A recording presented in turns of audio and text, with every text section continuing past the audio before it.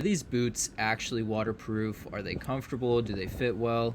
Well, there are a few things that you should know before you decide to grab these from Amazon. These are the Nordiv8 boots for men.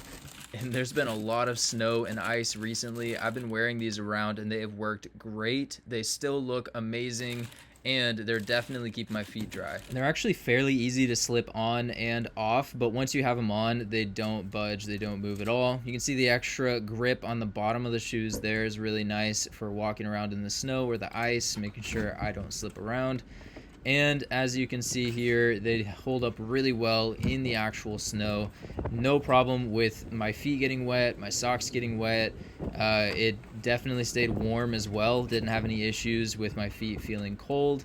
So I would definitely say that these are comfortable snow boots. And normally I'm not the type to immediately jump to wearing boots. I can see myself definitely wearing these though, because they are comfortable. They do, definitely provide extra grip on the snow and ice. So I'm wearing a 10.5 US size, but obviously they come in a range of sizes. I really like that they do have half sizes and I feel like they fit true to size. Hope you have an amazing day.